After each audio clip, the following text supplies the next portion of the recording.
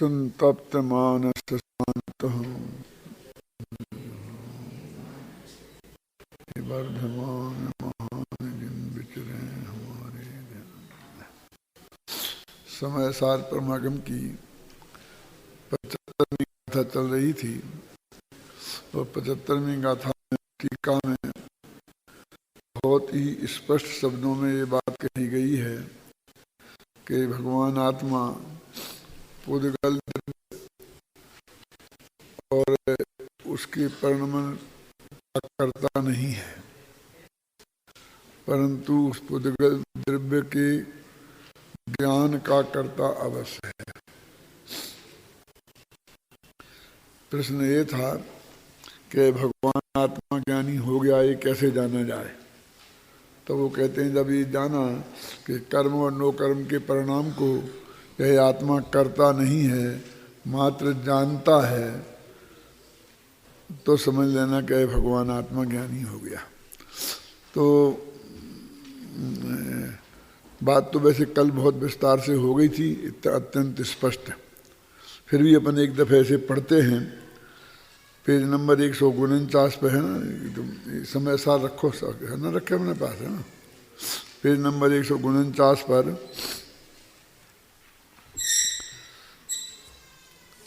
आत्मद्रव्य स्वतंत्र व्यापक होने से आत्म परिणाम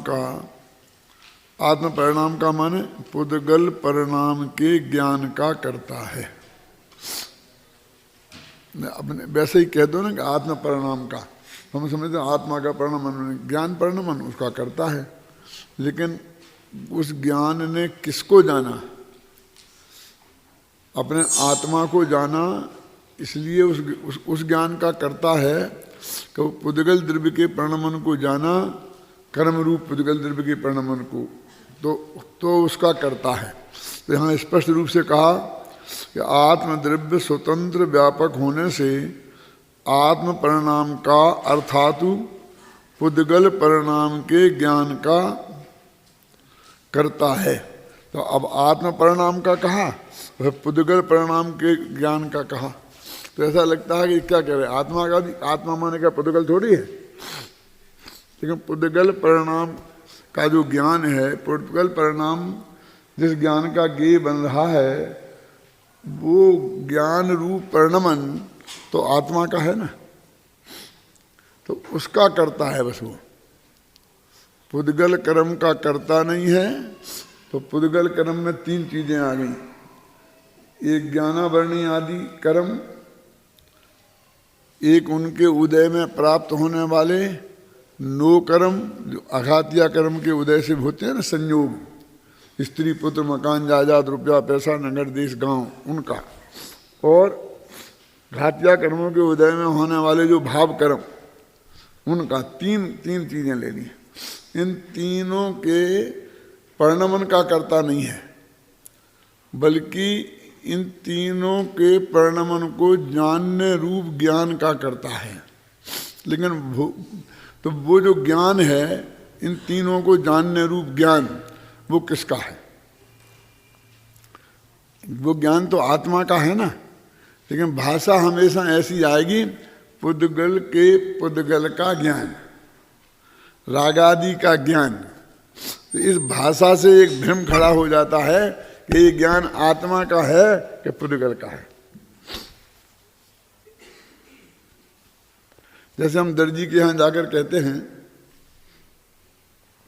कि मेरा काम हो गया, तो दर्जी कहता है नहीं हुआ। तो हम पूछते हैं कि आपका क्या काम था इस दर्जी से? कि कुर्ता सिलना। तो कुर्ता सिलना आपका काम है कि दर्जी का? बोला है, तो कुर्ता सिलना तो दर्जी का काम है, सारी दुनिया जानती कि नहीं जानती है। और आपने कहा हमारा काम हो गया, और उसने कहा कि आपका काम नहीं हुआ। तो कुर्ता सिलना आपका काम हुआ ना, तो जिसके लिए काम होता है उसका भी हम लोग में काम, उसका भी काम कह देते हैं भाषा में। भाषा में ऐसा लगता है कि जैसे वो काम हमारा हो, वो हमारा नहीं, हमारे लिए है, ख्याल में ना।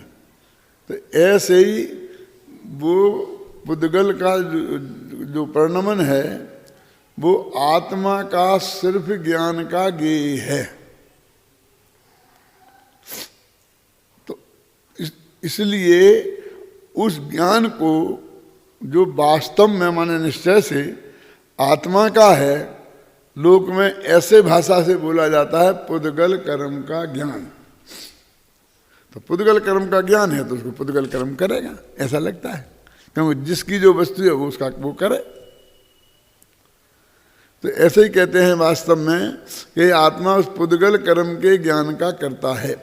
कल जिस बात पर विशेष ध्यान दिलाया था वो ये था कि बीच में अपने यहाँ कुछ ऐसी धारा चली थी जिसका तुमको तो परिचित भी नहीं होगा कि आत्मा पर को जानता ही नहीं है। उसमें जो कल अपन ने बात कही थी उसमें 2 स्टेप थे, जिसमें एक स्टेप हुआ था, एक बाकी है। एक तो ये कहना कि पर को जानने से कोई लाभ नहीं है, इसलिए पर को मत जानो, और एक ये कहना कि आत्मा पर को जानता ही नहीं है। ये 2 बातें बिल्कुल अलग अलग हैं कि नहीं? तो इन 2 बातों का जो भेद है वो नहीं समझ पाते। शास्त्र में जितने भी प्रमाण ऐसे आते हैं कि जब कहते भी तुम सारी दुनिया को अनादि काल से अनंत बार जाना, लेकिन जानने वाले को नहीं जाना तो क्या जाना, है ना? कहते हैं नहीं कहते, हमने आत्मा नहीं आत्मा नहीं जाना तो क्या जाना। तो बात प्रकरण तो आते हैं ऐसे कि पर को जानने का निषेध, पर को जानने में जिंदगी खराब करने का निषेध। और उसमें भी भाषा ऐसी आती है कि पर को जानने का निषेध, तो उसका अर्थ ऐसा कर लेते हैं पर को आत्मा जानता ही नहीं है। जबकि मत जानो, तो इसमें तो ये आया कि तुम जान तो सकते हो ना, और अनादिकाल से आज तक पर को तुमने जाना तो है ना, तो वो जानने का ही निषेध। 2 बातें अलग अलग हो गई ना। अब शास्त्रों में क्या आता है कि निश्चय से आत्मा स्वयं को जानता है और व्यवहार से पर को जानता है। तो ये जो 4 बोल है ना, 4 मान कौन, एकत्व बुद्धि, ममत्व बुद्धि, कर्तृत्व बुद्धि और भोक्तृत्व बुद्धि,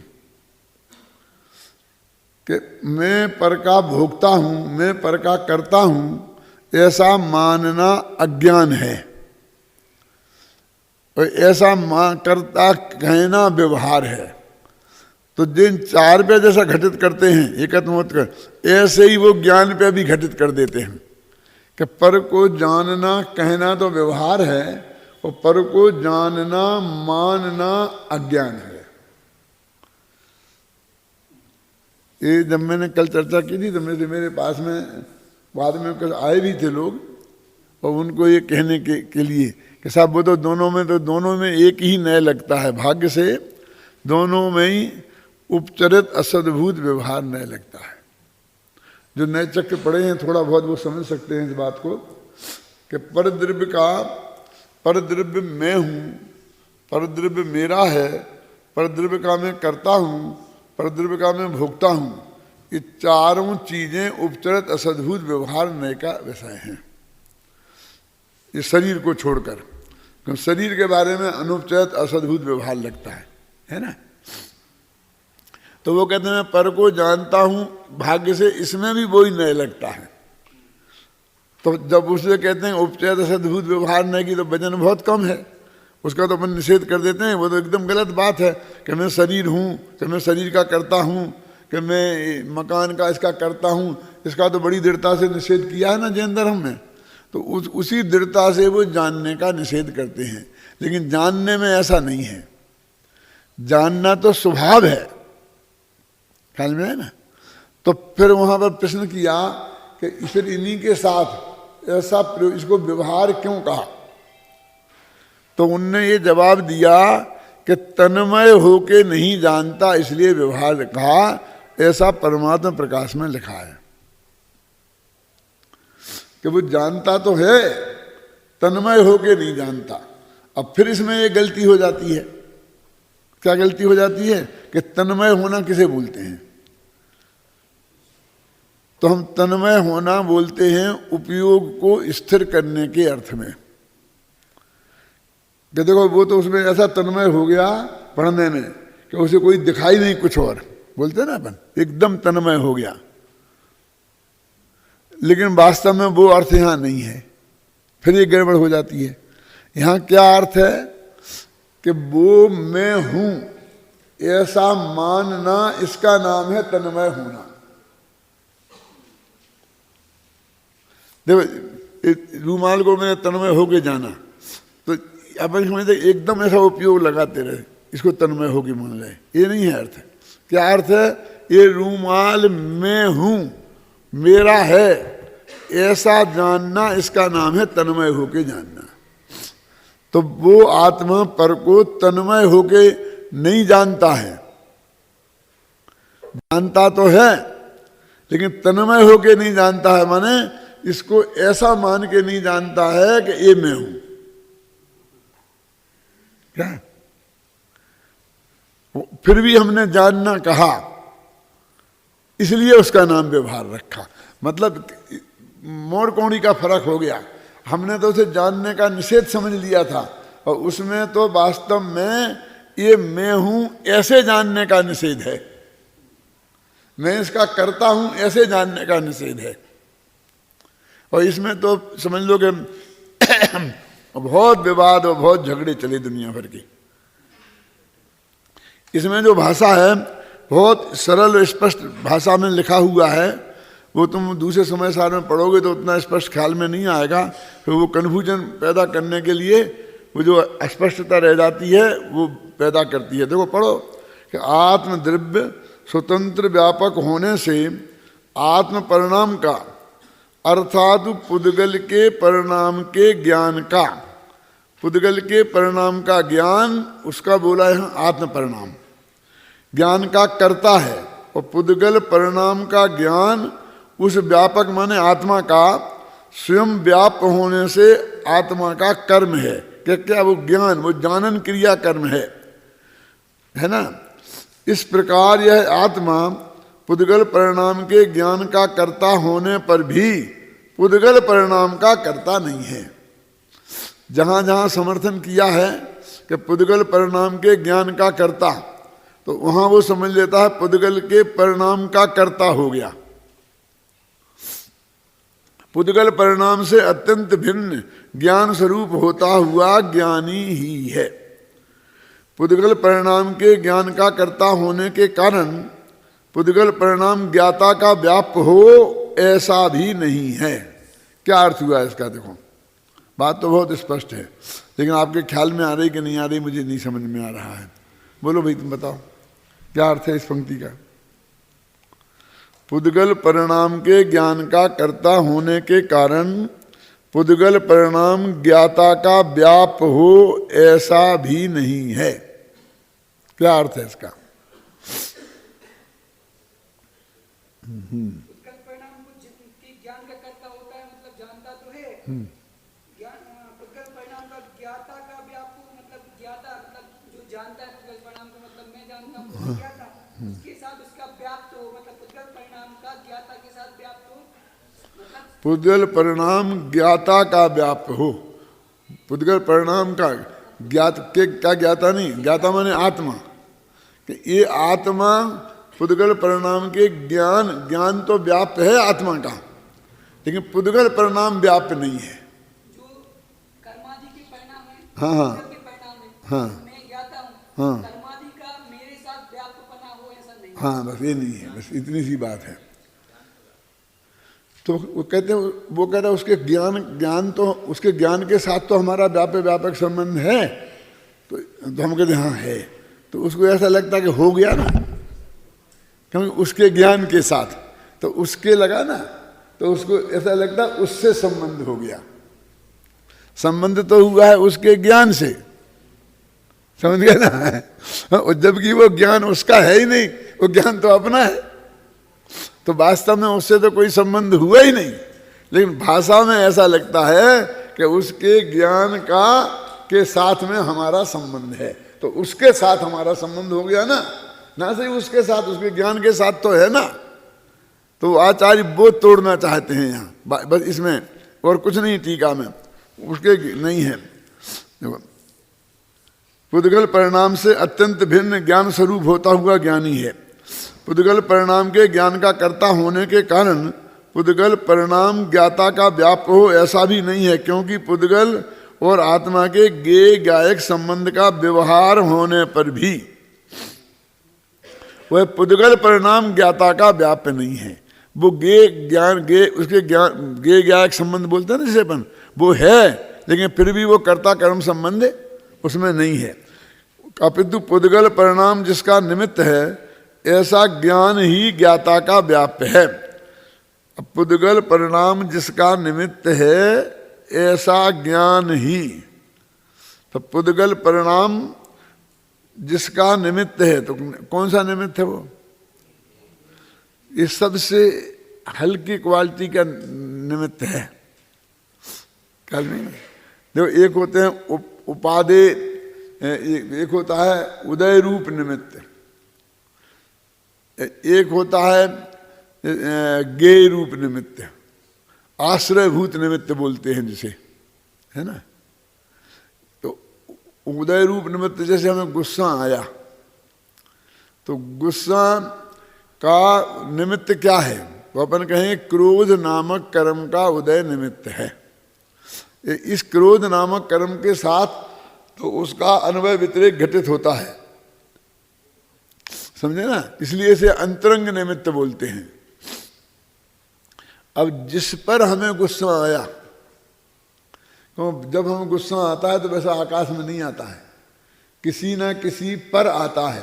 कि सामने वाले ने गाली दी तो गाली पे गुस्सा आया, सामने वाले पे गुस्सा आया, ख्याल में है ना, वो भी निमित्त है। तो उसे बोलते हैं आश्रयभूत निमित्त। तो वो हमें गुस्से नामक काम में वो उसका गाली देना निमित्त बना ना, तो वो तो निमित्त है, लेकिन फिर भी वो गाली का और गुस्से का जरा ज्यादा नजदीक संबंध दिखाई देता है ना। लेकिन वो सिर्फ वास्तव में हमारे ज्ञान का ज्ञेय बना है, वास्तव में तो वो ज्ञेय रूप ही निमित्त है। क्योंकि आप गाली देते रहते और हमारे जानने में वो बात नहीं आती, समझे ना, तो हमारे लिए वो गुस्सा नहीं आता, तो हमें उसका ज्ञान हुआ, तो वास्तव में तो वो हमारा ज्ञेय बना।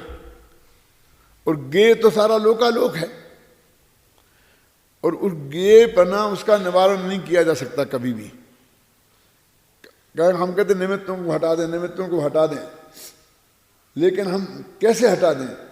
क्योंकि भगवान आत्मा का ज्ञान स्वभाव है और उसमें एक प्रमेयत्व नाम का गुण है, उसका ज्ञेय स्वभाव है, तो वो ज्ञेय तो बनेगा ही।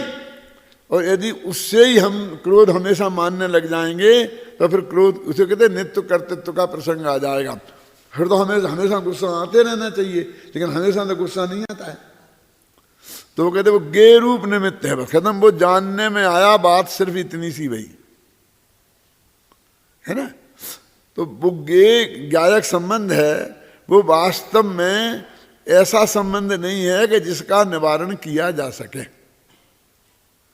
तो यदि हम ये मान लेंगे कि वो ज्ञेय से ज्ञान की उत्पत्ति हो गई ना, फिर तो वो कहते जानने में आया, फिर भी हमारा ज्ञान उस ज्ञेय के कारण नहीं हुआ पैदा।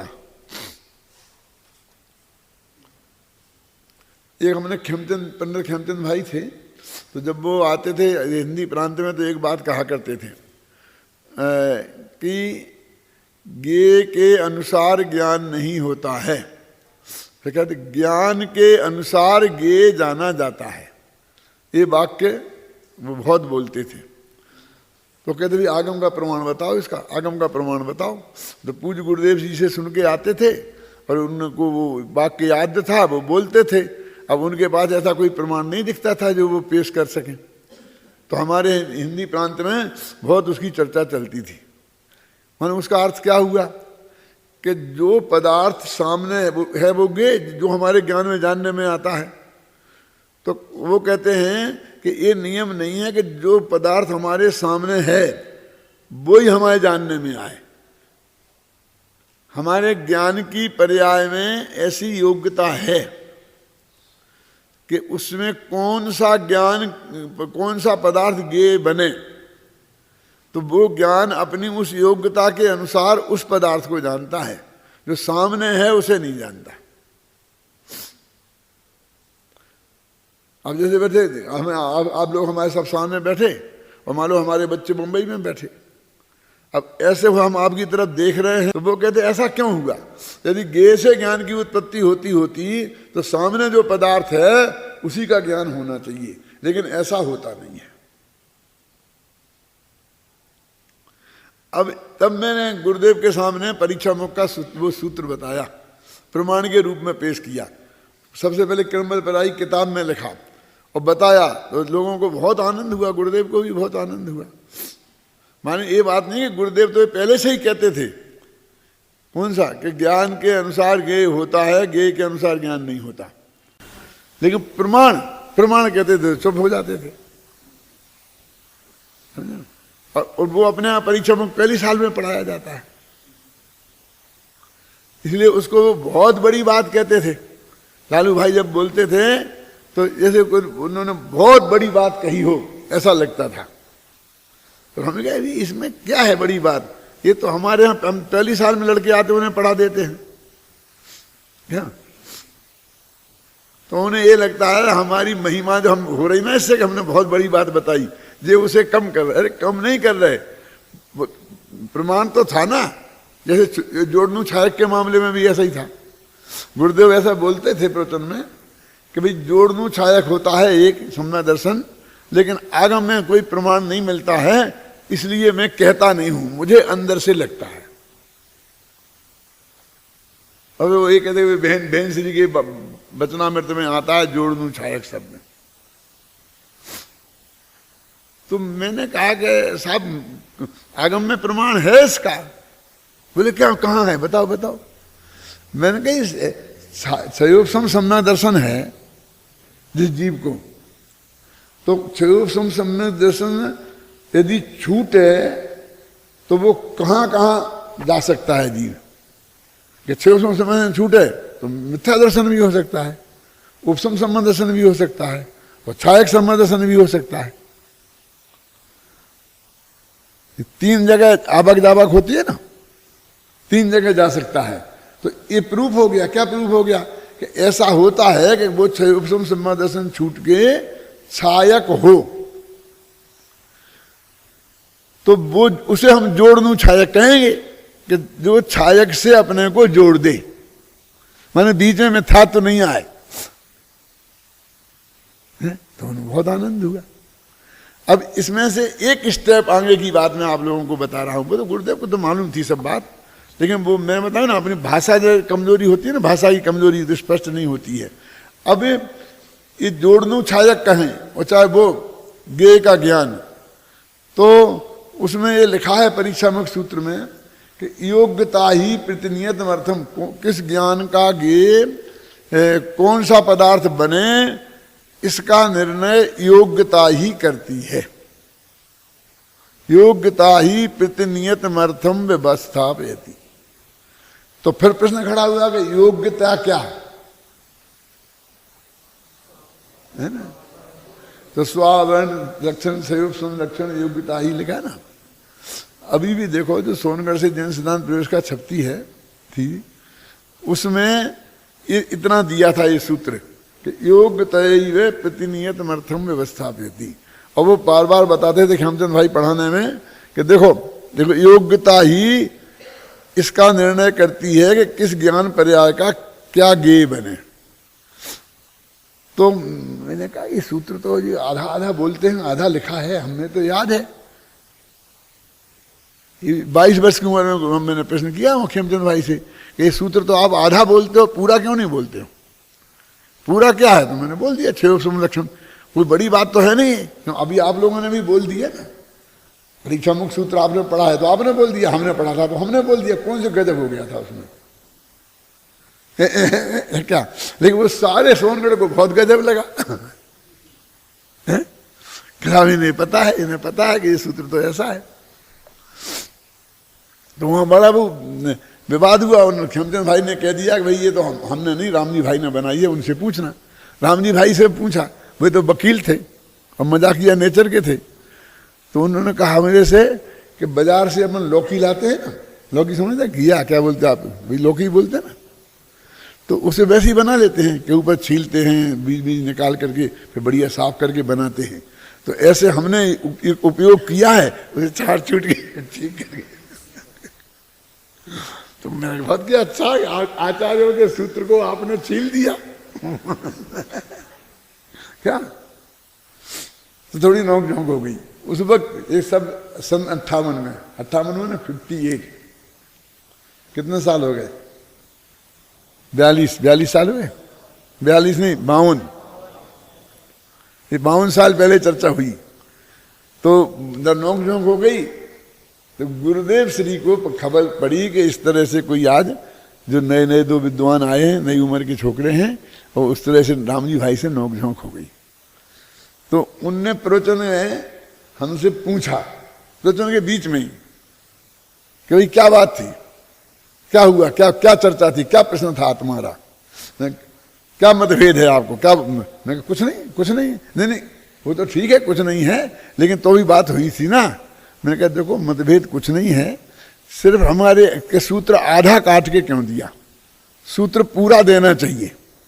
तो इनने ये जवाब दिया कि हम लौकी जैसे छील दिया है, तो हमको अच्छा नहीं लगा। तो नहीं, बात तुम्हारी ठीक है, मतलब वो पूरा दे देना चाहिए। अब मैं वो कहते थे क्षयोपम लक्षण योग्यता। अब अगला प्रश्न इसमें से खड़ा होता है कि योग्यता माने क्षयोपम लक्षण, माने जैसे ज्ञान का क्षयोपम था वैसे ही पदार्थ उसका ज्ञान का ज्ञेय बनेगा। योग्यता का लक्षण हुआ क्षयोपम बताया।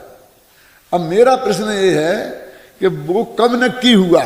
जब हमारा ज्ञानावरणी कर्म बंधा था, वो उसमें क्षयोपम हुआ, तब वो ज्ञेय नक्की था कि वो ज्ञेय पहले से नक्की था। दादा ये प्रश्न समझ में आया ना? उसका अगला स्टेप है क्रमबद्ध पर्याय में। जब मैंने एक सूत्र कोट किया तब ये प्रश्न खड़ा हुआ कि क्षयोपम लक्षण योग्यता का मतलब क्या है। वो तो सिर्फ ये है कि ज्ञान के क्षयोपम में ऐसी योग्यता थी कि वो किस ज्ञेय को जाने। तो क्षयोपम तो अनादि का नहीं है, क्यों? क्षयोपम तो वो अनादि का नहीं है ना। वास्तव में तो जिस वक्त वो ज्ञान का उसका ज्ञेय बना उस वक्त ही वो क्षयोपम है, एक समय पहले भी नहीं है। क्योंकि एक समय पहले क्षयोपम होता तो वो एक समय पहले ज्ञान का ज्ञेय बन जाता। इसलिए नियम सार में जो क्षयोपम लब्धि, दादा काल लब्धि को क्षयोपम लब्धि कहा है, नियम सार में है। अभी तो बहुत आगे आएगा, अभी तो आपने शुरू किया है। ये तो मानो कौन से नाना जीवा नाना कम्मा नाना विधावे लब्धि तम्मा बयन व्याधम, वहां लब्धि है ना, वहां प्रकरण में।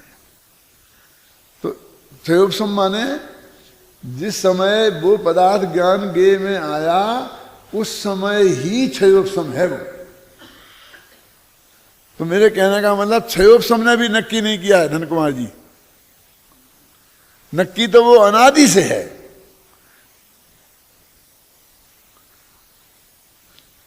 देखो कितनी इस बात को इलाज मैंने किया क्रमबद्ध पदा की किताब में कि और तो और तुम करने की बात करते हो, तुम्हें जानने में भी तुम्हारे हाथ में ये डिसीजन करना नहीं है कि मैं किसको जानूं और किसको नहीं जानूं। और डिसीजन करके तुम जिसको जानना चाहो उसको जानो और जिसको नहीं जानना चाहो उसको नहीं जानो, ऐसा तुम्हारे हाथ में नहीं है। वो जानन क्रिया के कर्ता तो तुम ही बनोगे जब वो जानने में आएगा, लेकिन तुम डिसीजन करो ऐसा नहीं है। वो अनादिकाल से एक एक ज्ञान की पर्याय का ज्ञेय अनादिकाल से नक्की है। तो भव्य माने क्या कि हमारे ज्ञान की पर्याय का ज्ञेय भगवान आत्मा कब बनेगा, वो समय, उस समय की पर्याय का वो अनादिकाल से नक्की है। तेरे माथे पे इतना भी भार रहे कि मैं जो चाहूं वो जानूं और जो नहीं चाहूं वो नहीं जानूं, ऐसा नहीं हो सकता। अब यदि इस बात की विश्वास सत्यता आपके ज्ञान में आ जाए, इस बात का भरोसा आपको हो जाए, फिर क्या रह जाता है करने को? है? वो लगता है मेरा सब लुट गया, अब मैं कुछ नहीं कर सकता, मैं तो हिल भी नहीं सकता, क्योंकि जो कुछ भी सब पहले से ही नक्की है कि तुम लोग जो न्याय जो पढ़ रहे हो तो ये तुम्हारे हाथ में था कि तुम चाहे यहाँ आके भर्ती हो गए और यहाँ नहीं आते तो चाहे इंजीनियरिंग में चले जाते कि डॉक्टरी में चले जाते, ये सब तुम्हारे हाथ में था, ये तुम्हारे माँ बाप के हाथ में था।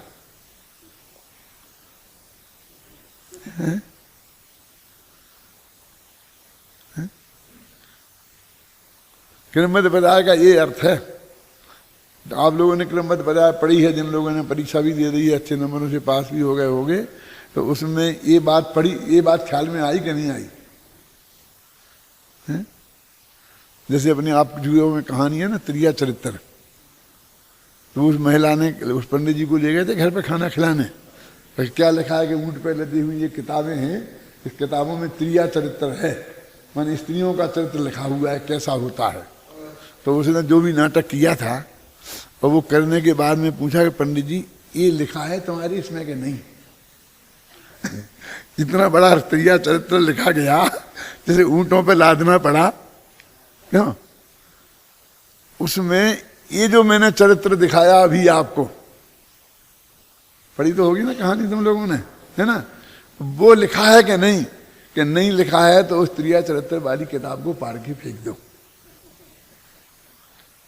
क्योंकि कहाँ आया उसमें?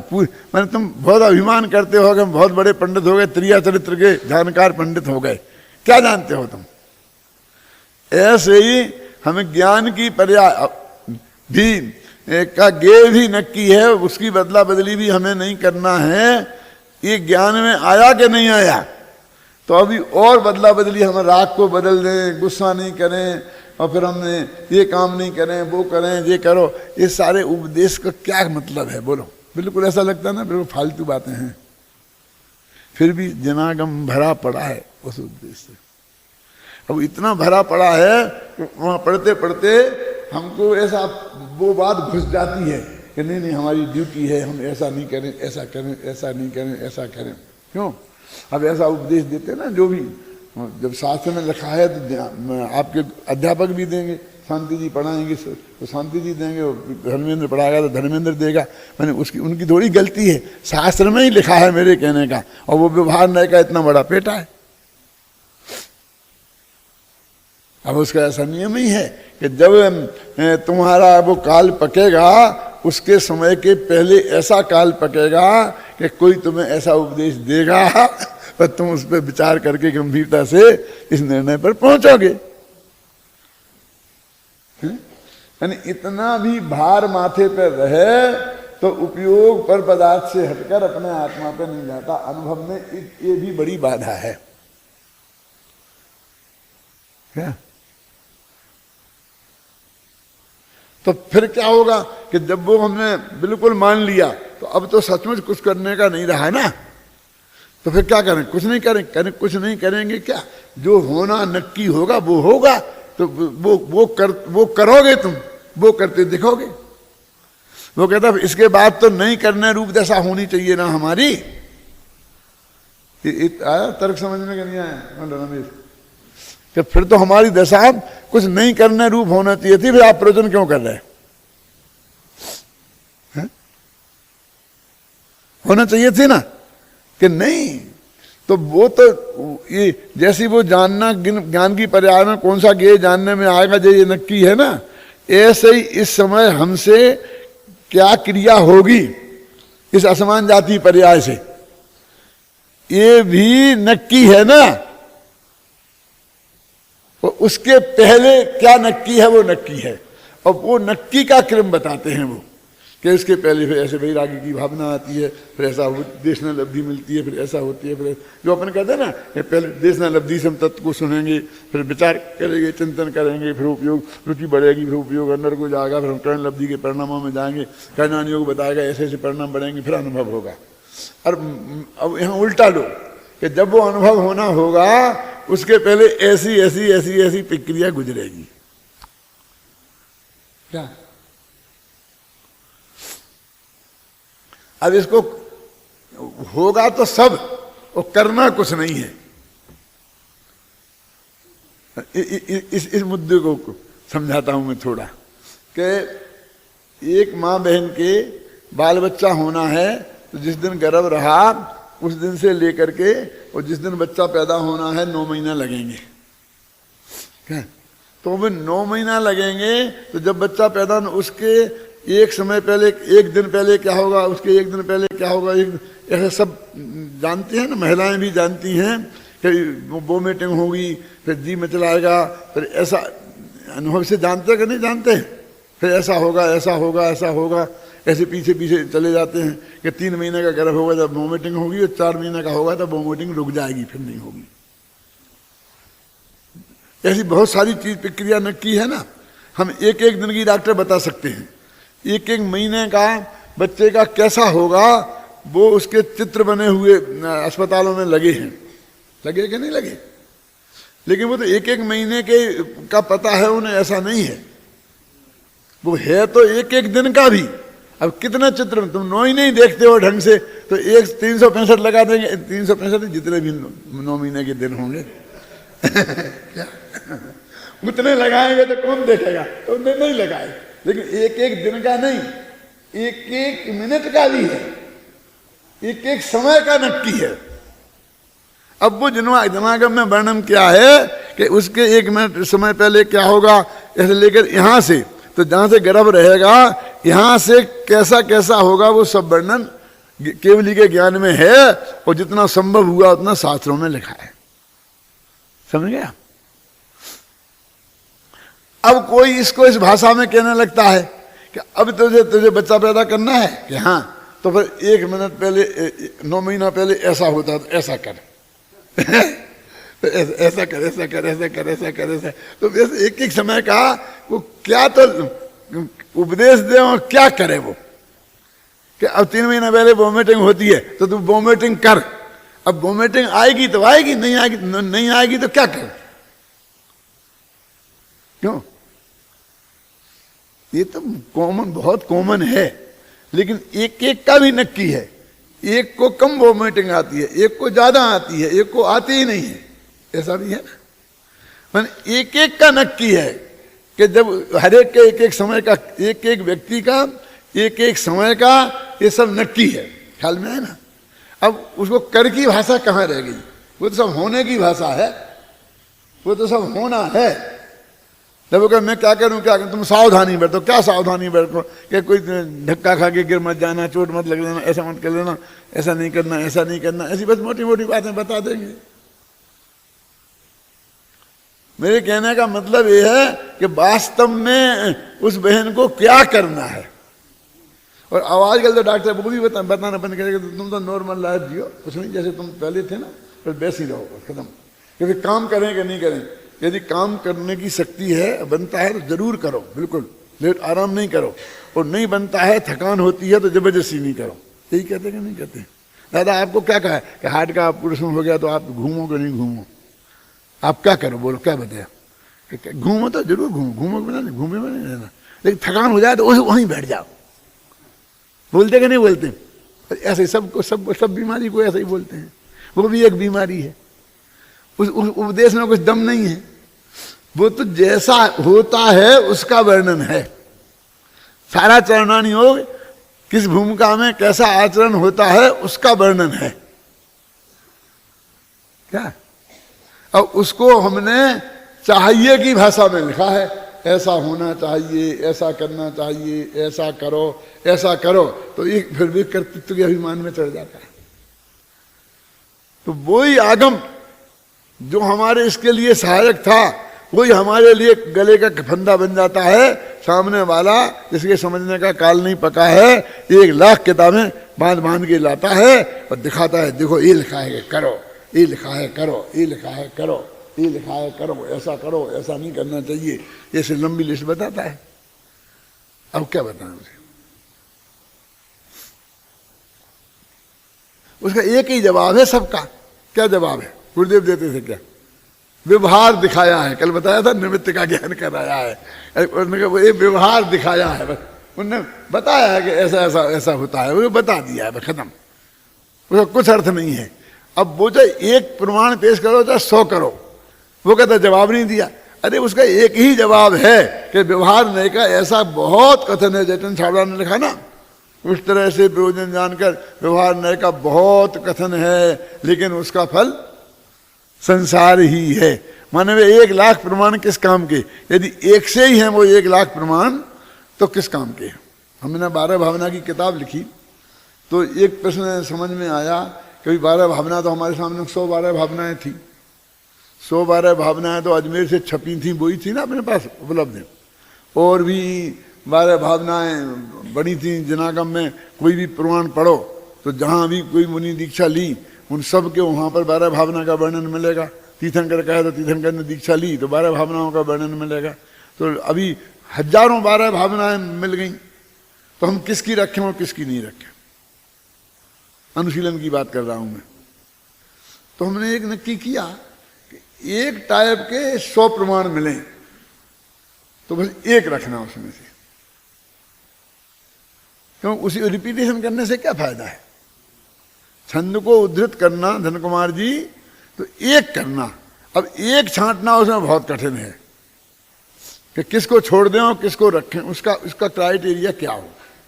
भूलादास को क्यों रखा, दौलत राम को क्यों रखा और दूसरे राम को क्यों नहीं रखा?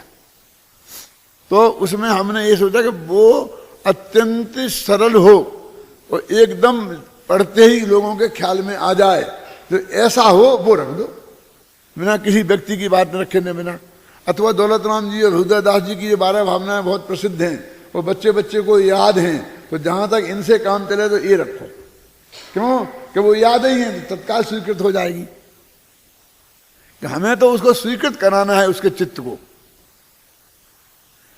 अब इन 12 भावनाओं में जो चीज थी, इनके उस चीजों के अलावा दूसरी जगह जो अलग बात थी, जैसे क्या कि जैसे अनित्य भावना में लिखा है सब असार है, अनित्य है, सब खत्म हो जाएंगे, मर जाएंगे, राजा मर जाएंगे, क्षत्रिय मर जाएंगे, देव हो जाएगा, तो ये सब 1000 नहीं लिखना।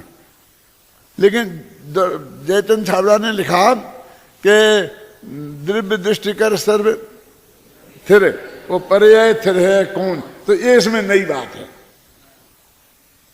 तो इनको ये बात लिखो। अब और 6 जगह भी ये बात होगी तो हम 6 प्रमाण काय को देते फिर? बोधि दुर्लभ भावना में हर जगह लिखा भाई ज्ञान दुर्लभ है, दुर्लभ है, दुर्लभ है, दुर्लभ है। और फिर ये लिखा है कि वो निगोद से निकलना दुर्लभ है, त्रिस्पर्याय पाना दुर्लभ है, फिर ये दुर्लभ है, फिर ये दुर्लभ है, ये दुर्लभ है। ऐसी लंबी लंबी लाइन, कोई ने मनुष्य पर्याय से शुरू करी, कोई ने कहीं से करी, कोई ने कहीं से शुरू करी, कोई ने त्रिस्पर्याय से शुरू करी, है ना। निगोद से निकलना दुर्लभ है, वहां से शुरू करी, और मैंने वहां से शुरू करी है मनुष्य पर्याय से। क्यों? मेरे दिमाग का तर्क उसमें ये काम करता है, अब जो मिल गया उसको रोने से क्या फायदा? अब तुम्हें ये जो मिला है मनुष्य पर्याय में, हर आदमी आ गया है जिन्हें हमें उपदेश देना है, तो उसे फिर हम कहते हैं भैया मनुष्य पर्याय मिले तो उत्तम क्षेत्र में पैदा होना मुश्किल है, फिर दिन धर्म का मिलना मुश्किल है, फिर आप समझे ना, फिर उसमें यहां से लेकर के और मोक्ष जाने तक की जो बात है वहां तक की दुर्लभता बताओ। अपन ने वहां से लिया, लेकिन ऐसा भी है कि वो दुर्लभ नहीं है, सुलभ है, ऐसा लिखा कई कवियों ने। ये सब चीजें तो सुलभ है, तो ये तो क्योंकि अनंत बार मिली, सुलभ नहीं होती तो अनंत बार कैसे मिल जाती? क्या ये सब चीजें तो सुलभ हैं, कर्म के उदय से मिल जाती हैं। अरे असली दुर्लभ तो आत्मा है, और एक आत्मा का पाना तो बहुत सुलभ है, क्योंकि वो तो 24 घंटे तुम्हारे पास मौजूद है। उसे कोई पुण्य का उदय भी नहीं चाहिए उसे पाने के लिए, कर्म का उदय थोड़ी चाहिए। हमें पुण्य का उदय आए तो हमें ये आत्मा समझ में आए, उदय से समझ में आता है। मेरे तेरे ख्याल में आ रहा है आपका? नहीं, मैं क्या कह रहा हूं? वो कहते ये आत्मा का जानना बहुत सरल है, और एक कप चाय पीना बहुत कठिन है। क्यों? मैं समझाता हूँ, सुना होगा तुमने कि नहीं? तो ऐसा भी वर्णन किया है, तो उसको हमने उसमें रखा। ऐसे ऐसे पॉइंट जो नए नए थे, जो 12 भावनाएं तुम रोजाना बोलते हो उनमें नहीं आते हैं, अथवा आते हैं तो आपके ध्यान में नहीं आते हैं, तो उनको उन चीजों को रख करके ऐसे 150 पेज लिखे। यदि वो सारे रखते तो 150 क्या 1500 पेज में भी वो नहीं समेटता। ये सारे एंगल स्पष्ट हो जाए। तो ऐसे इतने प्रमाण है कि साहब ने कहा, उसने लिखा, उसमें आएंगे। जब सब कुछ नक्की है तो फिर कुछ करने को नहीं रहा। जहां वो निर्भर हो गया, वो निर्भर हो गया तो फिर कुछ होगा कि नहीं होगा? क्यों? है? अब मैं पूछता हूं कि जो सम्य दृष्टि है, जो इसको पक्का निर्णय जी हो गया, और वो यहां पर बैठा है और बच्चा वहां खेल रहा है, और खेलते खेलते बच्चा एकदम किनारे पे पहुंच गया, अथवा यहां से देखा कि वो उसमें जो है ना जिसका छेद लाइट का, उसमें उंगली डाल रहा है, और आपने देखा कि अभी 1 सेकंड की देर होगी और उंगली डाल देगा, करंट लग जाएगा, बहुत इस तो आप फिर तो जो होना है तो नक्की है वही होगा ना। जैसे बैठे रहोगे आप यहाँ के नहीं, फिर दौड़ के जाकर के वहां उसे बचाओगे कि नहीं बचाओगे? मैं आपसे पूछता हूं, वो बचाएगा कि नहीं बचाएगा आपके हिसाब से? वो क्या करना नहीं यदि दौड़ के बचाए तो वो कहते हैं कि अभी वो चौथे गुणस्थान की भूमिका में है, तो उस वक्त तीर्थंकर की दिव्य ध्वनि सुन छोड़कर वो 6 खंड जीतने के लिए निकल जाने तक का भाव आ जाएगा। वो किस भूमिका में कैसे भाव आएंगे और क्या क्रिया होगी वो भी सुनिश्चित है। उसमें तेरे को विरोध भाव कहां क्यों आता है कि ऐसी श्रद्धा हो जाने के बाद में सब गड़बड़ा जाए? कुछ नहीं गड़बड़ाएगा। इसलिए मैंने क्रमबद्ध परिरागी किताब में लिखा है कि क्रमबद्ध परिरागी श्रद्धा वाले का तो सब कुछ व्यवस्थित हो जाता है। और तुम कहते हो कि तुम्हारा आत्मा का अनुभव हुआ तो सब अव्यवस्थित हो गया, लोटा छूट जाता है, कोई काम नहीं होता है, फिर ऐसा नहीं होता है, फिर ऐसा नहीं होता है, फिर ऐसा नहीं होता है। क्यों? क्या दादा आपको क्रमबद्ध परिरागी का ज्ञान हुआ तो आपकी दुकान फेल हो गई है, क्योंकि उसको उसमें मन नहीं लगा, फिर कोई ग्राहक से बात नहीं करते ढंग से। अरे जो काम होना था उसके अनुकूल पुरुषार्थ हुआ ना, नहीं तो उसी में लगे रहते, घृत लवण तेल तंडुल में बेचते रहते, पेंसिल कॉपी पेंसिल बेचते रहते। क्यों? तो हट गया उसमें से। अब वो छूटने का काल आ गया था तो उसको उपेक्षा के बिना छूटती कैसे? क्यों? तो अनुकूल पुरुषार्थ हुआ कि प्रतिकूल पुरुषार्थ हुआ? तो ये असलियत में टोटल उन्होंने लिखा गुरुदेव के एक पंक्ति में कि क्रमबद्ध पर्याय की श्रद्धा का फल दृष्टि का स्वभाव के सन्मुख होना है।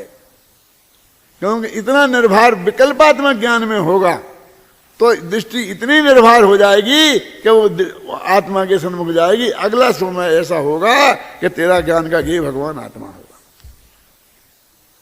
और तब तक ये बातों ही बातों में है, और बातों ही बातों में है। लेकिन ये नियम है कि जिसको क्रमबद्ध परिरागी की श्रद्धा होगी तो उसको पहले बातों बातों में आएगी।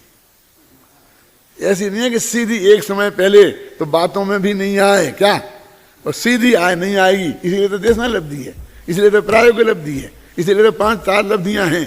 4 लब्धियों का मतलब क्या है? नहीं कर 4 लब्धियों का अभी सारा करुणानी योग के इतने बड़े बड़े पोथन ने, चरुणानी योग के इतने बड़े बड़े पोथन ने सिर्फ इस बात की, इतनी सी बात की बताने की है कि कैसी अवस्था में कैसे कैसे परिणाम हो सकते हैं।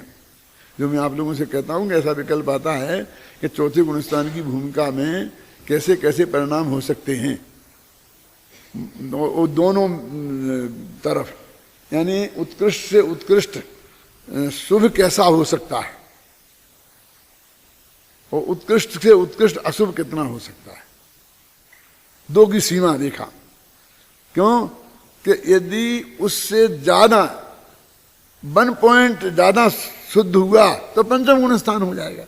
पंचम गुण स्थान का जो सबसे हीन परिणाम है उससे 1 पॉइंट हीन परिणाम वो चौथे गुण स्थान तक अंतर हो सकता है। जैसे पंचम गुण स्थान का लिखा ना 11 प्रतिमाएं हैं, तो वो क्या दशा हो सकती है? अकेली एक लंगोटी भी हो सकती है, क्यों? और चक्रवर्ती जैसे इतने साज श्रृंगार और बढ़िया घोड़े वादे और इतने रोजीना कपड़े बदलना, और जैसे भोजन होता है क्या, क्यों शांति? वो 365 रसोइयों का ग्रुप होता है ना, वो एक दिन का भोजन बनाते हैं एक ग्रुप, और 364 दिन तैयारी करते होंगे, तो कपड़ों का भी ऐसा ही होगा ना, दर्जी भी ऐसा ही लगे होंगे, एक दफे का कपड़ा द्वारा क्यों पहनते होंगे? सभी भोग सामग्री का ऐसा होगा ना। तो कहाँ तक अधिकतम कहाँ तक हो सकता है और न्यूनतम कहाँ तक हो सकता है, उन दोनों के बीच की सीमा रेखा को पकड़ना, वो लिखना चाहता हूं प्रथमान योग की भाषा में। मुझे को मेरे ख्याल में जितना आता है ना, अब उसमें कितना है और कितनी सूक्ष्मता है, ज्ञान में कितनी है, भाषा में कितनी आएगी, लेखनी में कितनी आएगी, ये अपन नहीं कह सकते, और आएगी कि नहीं आएगी वो अपन नहीं कह सकते। नक्की तो सब कुछ है, हैं? लेकिन हर ज्ञानी के धर्मात्मा में वो आती है। चौथा गुणस्थान होते ही वो मर्यादा उसके ख्याल में होगी गारंटी से, वो भाषा में प्रकट कर पाए कि नहीं कर पाए। ऐसा नहीं है कि वो सोच सोच के जाएगा ये करूं कि नहीं करूं, ये आगम में देखूं कि नहीं, आगम में देख देख के नहीं करना पड़ता है। टोटल मुंडे वो कहते थे पंडित हेमचंद भाई कि गुलाम मार्गी हैं। कौन से? जो आगम में देख देख करके क्रिया का आचरण करते हैं, कौन क्या गुलाम मार्गी हैं। और मजाक उड़ाते हैं ना, जैसे कि वो महिलाएं रोटी बनाती हैं ना, तो वो किताब रख लेती हैं और चाय कैसे बनानी हो, नमक कितना डालना हो, क्या वो कितनी गरमी कितनी देर तक उबालना, तो वो कभी उनकी बनाई चाय कभी आप पी नहीं सकते। किताब से पढ़ना हो जितना पढ़ दो, और जब तुम इसके काबिल हो जाओ कि किताब देखे बिना पूरी भोजन बना सको, तो ही बढ़िया भोजन बनेगा। ऐसे किताब में देख देख के ये आचरण नहीं पाला जा सकता। क्या ज्ञानी कैसा आचरण पालते हैं, उसे देख देख के किताबें लिखी गई हैं। किताबों को देख देख के नहीं बनाया है। वो माताएं कैसे वो बढ़िया बनाती हैं हलवा पूरी जो भी, वो उसे देख देख के किसी ने वो किताबें लिखी हैं। एक भी बहन ने देख देख के रसोई बनाई नहीं है,